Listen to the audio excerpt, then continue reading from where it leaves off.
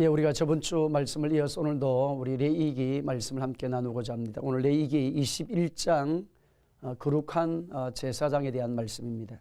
레위기 21장 1절, 레위기 21장 1절 말씀 읽겠습니다. 여호와께서 모세에게 이르시되 아론의 자손 제사장들에게 말하 이르라. 그의 백성 중에서 죽은 자를 만짐으로 말미암아 스스로 더럽히기 말려니와. 아멘.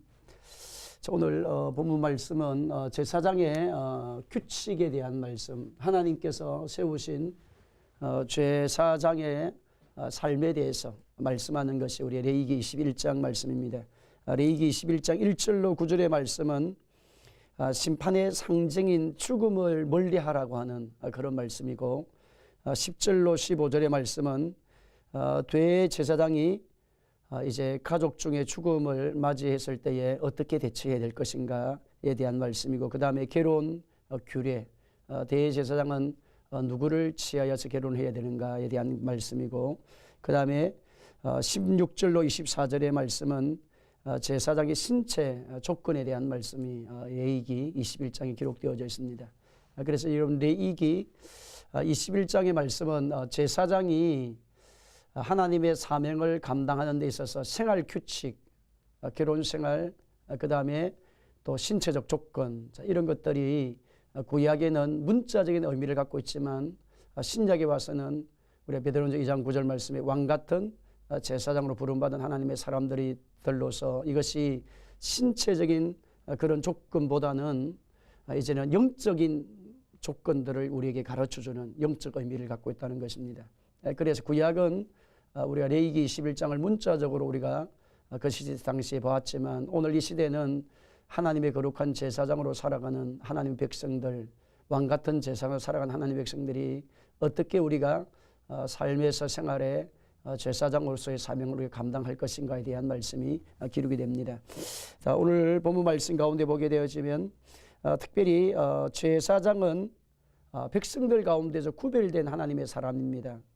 그래서 일반 백성들의 보다는 더 성결을, 더 거룩함을 요구하고 계신다는 것입니다. 여러분이 우리가 18장, 19장, 20장은 제사장의 생활에 대한 말씀이 기록이 되어집니다.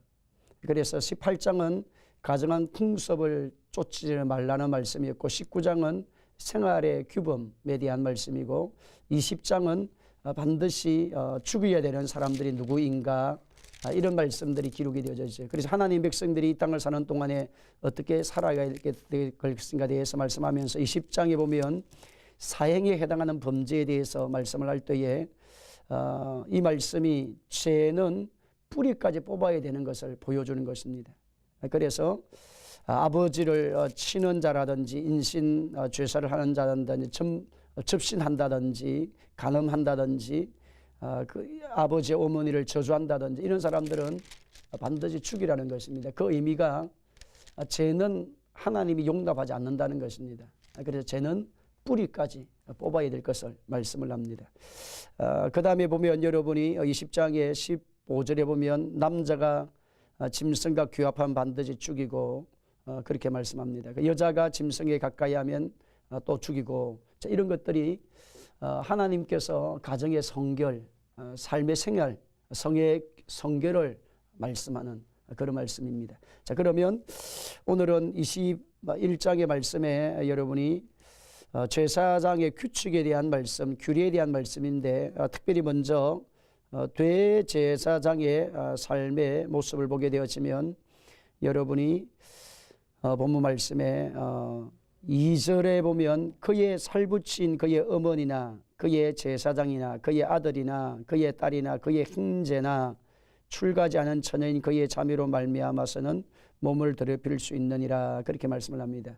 그러니까 여러분이 이제 장례가 났을 때의 제사장이 어떻게 지켜야 되는지에 대한 말씀입니다. 처음에는 제사장의 규칙이 나와요. 그 다음 두 번째는 대제사장의 삶입니다.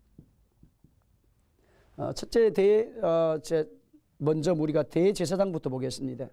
특히 가족 중에서 이제 장례가 났을 때에 대제사장 어떻게 해야 되느냐 하니까 본문의 말씀 가운데 보게 되었지만 10절로 12절에 보면 자기의 형제 중 간주로 부음을 받고 이임되어 그의 애복을 입은 대제사장은 그의 머리를 풀지 말며 그의 옷을 찢지 말며 어떤 시체이든 가까이 하지 말지니 그의 부모로로 말미암아서도 더러워지지 말게 하며 그렇게 말씀을 합니다. 그러니까 지금 대제사장 집안에 지금 집에 어머니 부모 그러니까 부모가 장례가 났어요. 그때는 대제사장은 가지 말라는 거예요. 그러니까 엄격하다는 거죠. 죽음. 왜냐하면 죽음은 구약의 죄를 상징, 죄의 결과가 죽음이었잖아요. 그래서 대제사장은 하나님과 가까이 있는 그런 사람이기 때문에 특별히 하나님 가족보다도 하나님을 더 우선시 섬겨야 되는 그런 말씀을 해주신 것입니다. 그러니까 우리의 신앙생활에 어뜸이 뭐냐를 지금 보여줘. 어뜸. 그러니까 네가 하나님을 섬기고 경외할 때에 저와 여러분 어떻게 하나님을 더 바르게 더 잘 섬길 것인가라고 했을 때에 내 삶의 우선순위가 정확해야 된다는 거죠. 그래서 이제 대제사장인 경우에는 가족 중에 장례가 난다 할지라도 가지 말고 그 다음에 머리를 풀지 말고 10절에 오니까 머리를 풀지 말고 그 다음에 11절에 그 다음에 옷을 마지 말고 찢지 말고 그렇게 말씀합니다. 그러니까 머리도 풀지 말고 그 다음에 옷도 찢지 말라고 하는 말은 이방의 풍습을 따르지 말라는 거예요. 그 시대 당시에. 그 시대 당시에 장례가 나면 이제 극한 슬픔을 표현하기 위해서 이방 종교에서는 머리를 풀고 막 옷을 찢고 이제 어떤 그 슬픔의 애도를 표현한다는 거죠. 그런데 하나님께서 하나님의 자녀 하나님 백성들에게는 특별히 죽음은 다시 생명으로 출발되어지는 것입니다. 그러니까 부활이죠.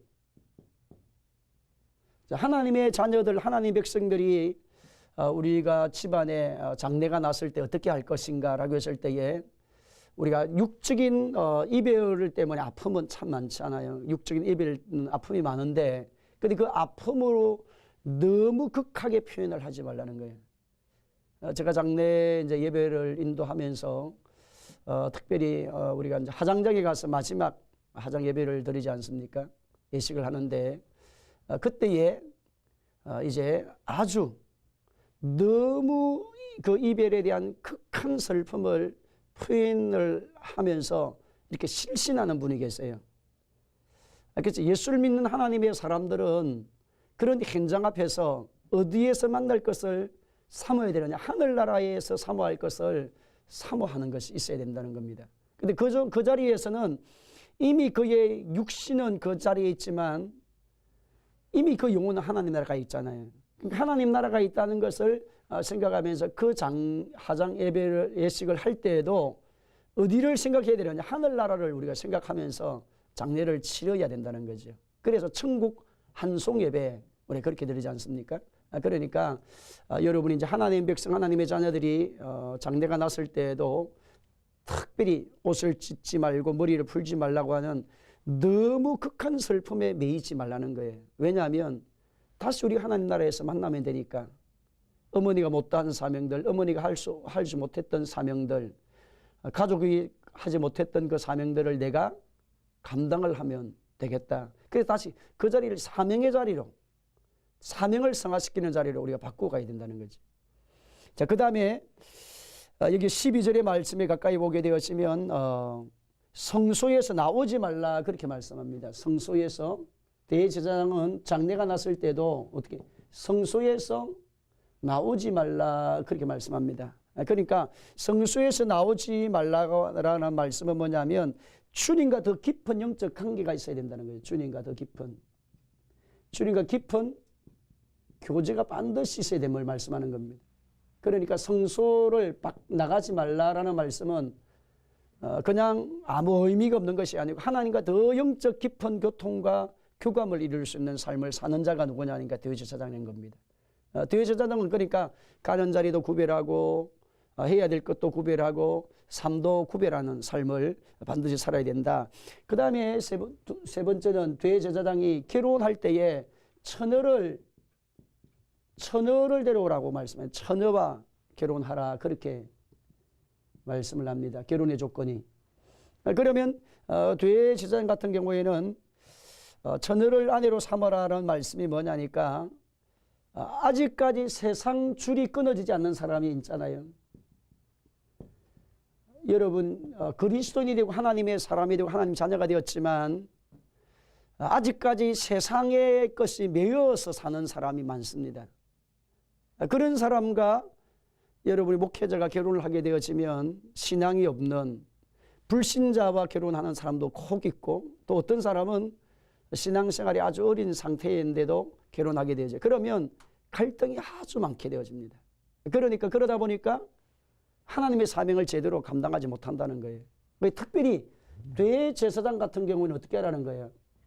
처녀를 데려다가 처녀를 아내로 삼으라는 말씀은 뭐냐니까 세상 것이 완전히 끊어져서 마음과 뜻과 정성이 하나님께로 온전히 가 있는 사람, 그러니까 생각이 하나님께 온전히 집중되어 있는 사람, 살아도 주를 위해 살고 죽어도 주를 위해 살 수 있다고 하는 그런 고백으로 채워져 있는 사람을 모시다가, 사람을 데려다가 아내로 만나라는 거예요.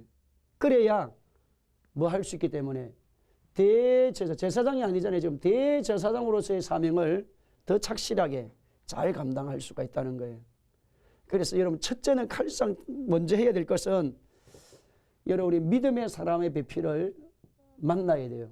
두 번째는 내가 믿음의 배필을 사람을 만날 수 없는 처지와 환경이 되어져 있어요. 그러면 반드시 그분으로 하여금 여러분이 세례를 받게 만들어서 예수님을 나의 구주로 고백하고 그분을 위해서 여러분이 중보기도 하고 그분을 위해서 말씀을 양육하고 계속 그래서 그분의 믿음이 성숙해 갈 수 있도록, 성장해 갈 수 있도록, 성장과 성숙이 이루어질 수 있도록 끊임없는 공급을 계속해 줘야 됩니다. 그냥 결혼을 해가지고는 나중에 위기를 만나는 가정들이 많습니다. 그래서 여러분, 하나님의 자녀들이 해야 될 일은 뭐냐니까 특별히 믿음의 사람들과 배필을 만날 수 있도록 여러분이 준비하고, 왜냐하면 믿음은 자라나게 되어 있습니다. 믿음은 성장합니다. 그럼 어떻게 믿음이 성장합니까? 첫째, 거듭남은 성령의 역사로 말미암아 이루어지게 되고, 성령님의 역사로 말미암아 거듭남.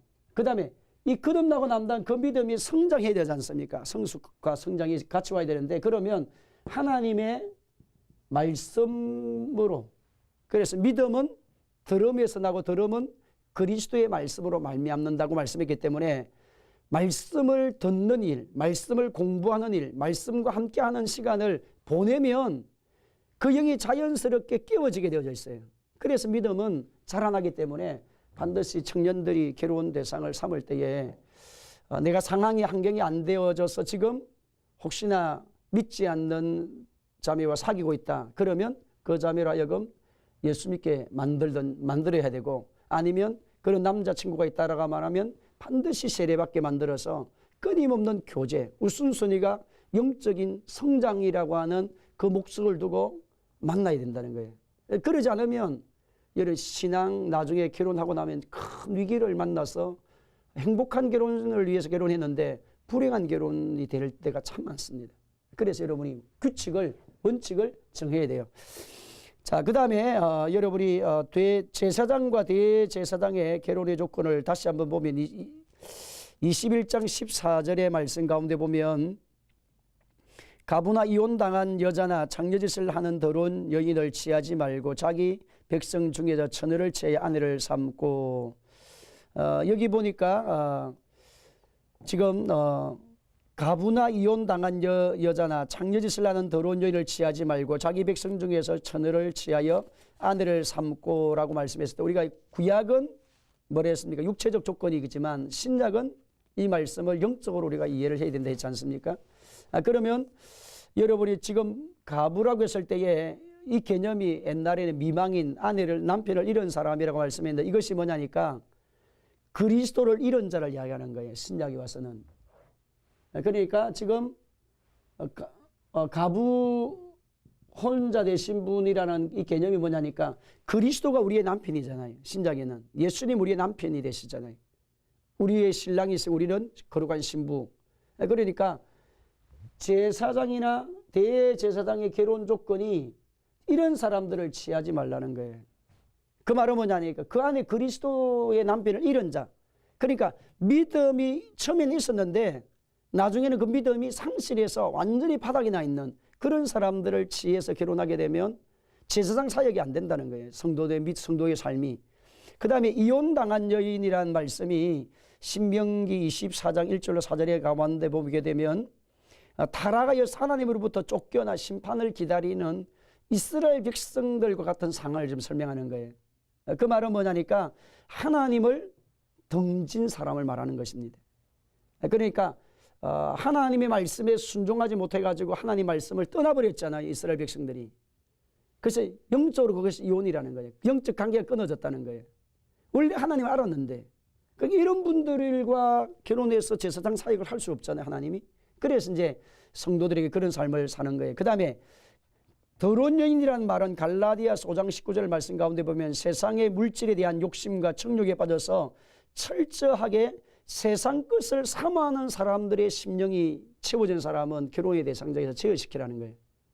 왜냐하면 하나님이 원하시는 것은 하나님이 기뻐 받으시는 거룩한 삶으로 살아갈 수 있는 그런 정결이 필요하지 생각과 마음과 사상이 세상 것을 가득 채워져 있다고 하면 안 된다. 그런 조건은 안 된다. 하니 그렇게 말씀을 합니다. 그 다음에 본문에서 기생은 데려오지 말라. 그렇게 이 기생이라고 하는 개념이 어떤 말씀이냐니까 자신의 삶뿐만 아니라 타인의 삶에도 악영향력을 끼치는 악한 영향을 끼치는 사람을 기생이라는 개념인 거죠. 그래서 세상 것이 끊어지지 않아서 끊임없이 사람들을 미혹시키고 끊임없이 사람들로 하여금 세상길로 가게 하는 그런 사람들을 관한 관계를 끊어서 관계를 맺지 말아라. 또 특별히 그런 사람들을 취해서 아내로 삼는 일을 하지 말라는 거예요. 그래서 가부나 이혼당한 여인이나 더러운 여인이나 기생이라는 이 개념은 그리스도가 없는 사람, 그 다음에 하나님과 등지고 살고 있는 사람, 그 다음에 세상 것만을 쫓아가는 사람, 그 다음에 타인에게 악한 영향력을 미쳐서 진리의 말씀의 영향력이 아니라 악의 영향으로 인해서 세상으로 계속 끊임없이 가게 하는 그런 사람은 결혼의 대상에서 제외시키라는 거예요. 그 여러분이 지금 대제사장, 제사장의 결혼 조건에 대한 이야기를 함께 나누었는데 자, 이런 것들이 우리의 삶의 생활에 너무 중요하다는 거예요. 그래서 첫째는 미망인, 두 번째는 본 말씀에 이혼당한 여인, 세 번째는 더러운 여인, 네 번째는 기생. 자, 대제사장 조건도 포함이 되지만 제사장 조건도 다 포함이 되는 거예요. 그런데 특별히 대제사장은 죽음에 대한 부분이 더 까다롭게 되지죠.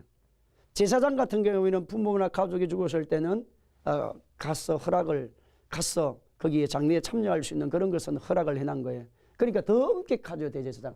그럼 오늘 저와 여러분이 왕같은 제사장으로 부름받은 사람이 하나님의 백성들이고 하나님의 사역을 감당하는 제사장, 대제사장 위치에 있는 사람, 목회자라는 거지. 특별히 목회자, 특별히 사역자, 하나님의 나라와 일을 위해서 전적으로 삶을 드리는 그런 사역. 그러니까 하나님이 더 정결을 요구하는 그런 모습을 우리가 볼 수 있다는 거예요.